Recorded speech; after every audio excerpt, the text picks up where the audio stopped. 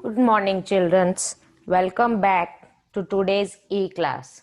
I, Rachna Joshi, your EVS teacher, will teach you the second part of our chapter Plants Life. Yes, so please open your page number 13. So in our today's topic, we are going to read about functions of roots. What do you mean by roots? Root means jade. Functions of root. Functions means काम करना. There are many words in English which spell the same thing. एक function होता है, जो भी functions अपने शादी वगैरह घरों के अंदर जो भी उत्सव वगैरह होते हैं वो फंक्शन होता है. But here we are talking about the function means working process of the roots. How does the roots work? What is the role of the root in the plant? Roots help to fix the plant in the soil. Roots help to fix the plant in the soil. So these roots are helping the plants to fix in the soil. That means fix the plant in the soil. अगर जड़ें हैं, हमारे पौधे की जड़ें हैं, तो वो प्लांट को फिक्स कर रखती है एक सॉइल के अंदर, यानी एक मजबूती पकड़ कर रखती है. जड़ें मिट्टी को पकड़ कर रखती है जिससे कि हमारा पेड़ जो है वो टूट नहीं जाए. Roots also absorb water and mineral from the soil. What do you mean by absorb? ABSORBS. Absorbs. Absorbs means सोखना. पानी सोखना. Anything absorb. Anything can be absorbed. But here we are talking about the water and minerals. So these roots absorbs water and mineral from the soil. मिट्टी में से पानी और minerals को absorb करता है.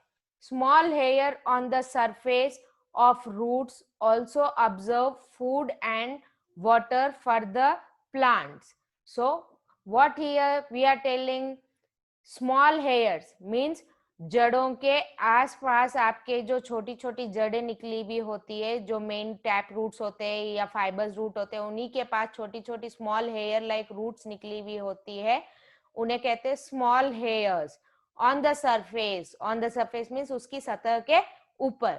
Of roots observe food and water for the plant. तो food और वाटर का ऑब्जर्व करने का काम स्मॉल हेयर का है. Roots observe water and mineral for the soil. Roots also fix the plant in the soil. Although leaves make food for plants. What is saying? Although leaves make food for the plants, but roots provide water and mineral to the leaves for making food. Yes. For example, आपके मम्मा kitchen में खाना बनाती है, तो मम्मा को कितनी सारी चीजें चाहिए होती है खाना बनाने के लिए. उनको आटा भी चाहिए होता है, मसाले भी चाहिए होते हैं, तेल भी चाहिए होता है, पानी भी चाहिए होता है. बहुत सी ऐसी इंग्रेडिएंट्स होती है जो मदर को एक कुकिंग के प्रोसेस में चाहिए होती है. वैसे ही प्लांट्स को भी खाना बनाने के लिए water, minerals, sunlight, chlorophyll, there are many more things, but these are the few important things, necessary things which are needed by the plants. So what is saying? Roots provide water and mineral. Who is preparing the food for the plants? Leaves. तो leaves के लिए खाना कौन बना रहा है? Sorry, plants के लिए खाना कौन बना रहा है? Leaves. But water and minerals are provided. यानी provided means इन्हें पहुंचाता है. कौन पहुंचाता है? These roots.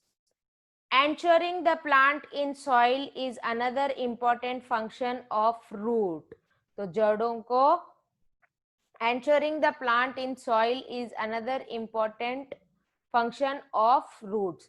So ये इन जड़ों को फैलाना, जमीन के अंदर फैलाना, एक मजबूती पकड़ा कर रखना, ये भी एक फंक्शन होता है रूट्स का.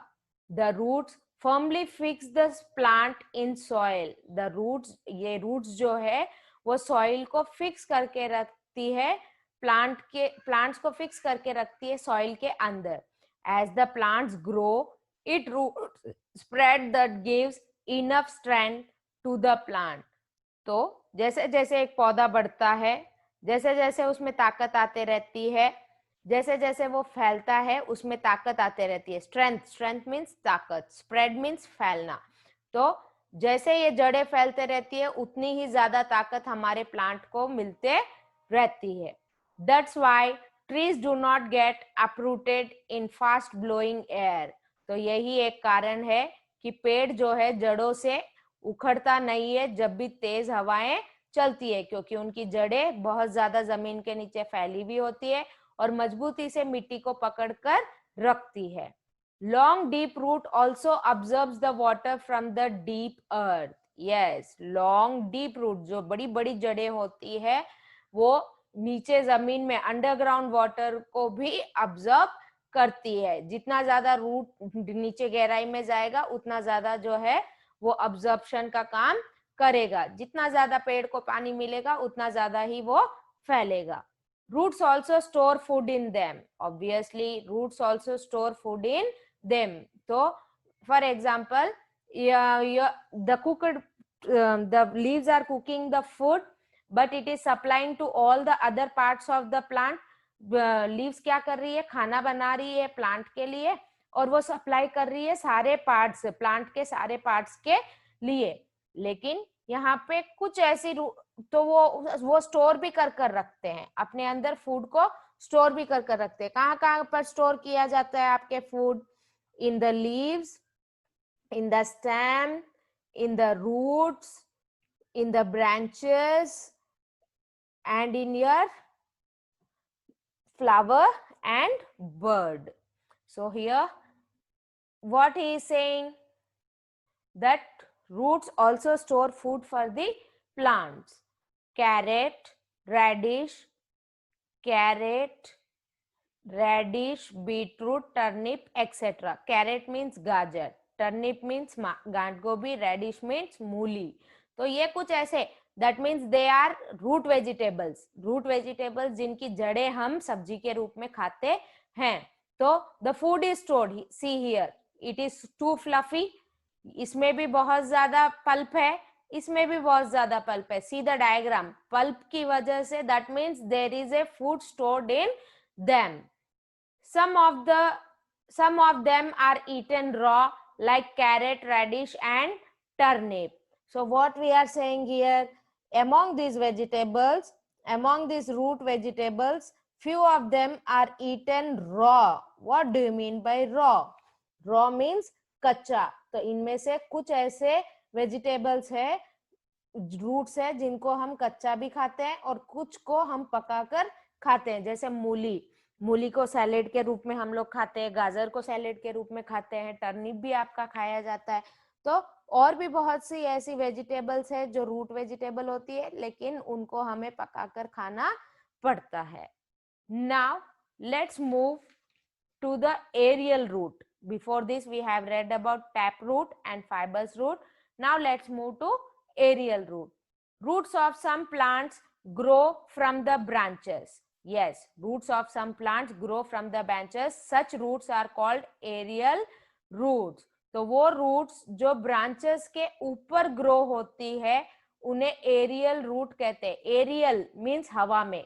Aerial means हवा में. Here you can see these roots जो कि बनियन ट्री, आपके पुराने जमाने के जो पेड़ पौधे होते थे उसके अंदर ब्रांचेस के ऊपर, कई साल पुराने पेड़ पौधे जिनके ब्रांचेस के ऊपर आपके लंबे लंबे रूट्स निकलते हैं. और जैसे झूले के फॉर्म में अपने को बहुत बार अपन झूलते भी है, कहीं पर घना जंगल होता है तो बहुत पुराने पेड़ होते हैं.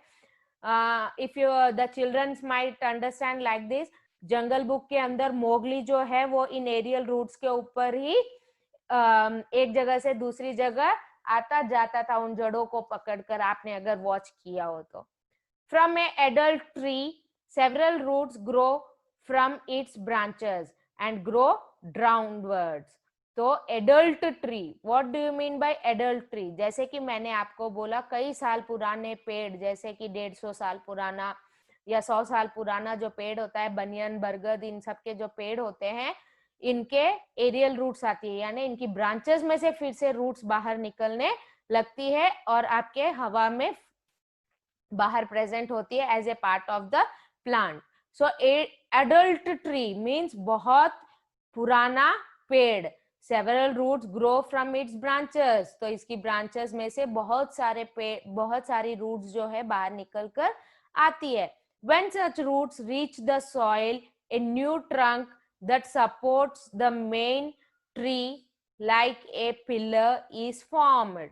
Yes, तो जब भी ये ब्रांचेस से रूट्स निकलकर आपके सॉइल तक पहुंच जाती है, फिर से ये क्या होती है, इसके ऊपर मिट्टी आने की वजह से ये रूट्स नीचे जमीन में ग्रो होने लगती है और ये एक और ज्यादा सपोर्ट मिलता है प्लांट को ग्रो होने के लिए.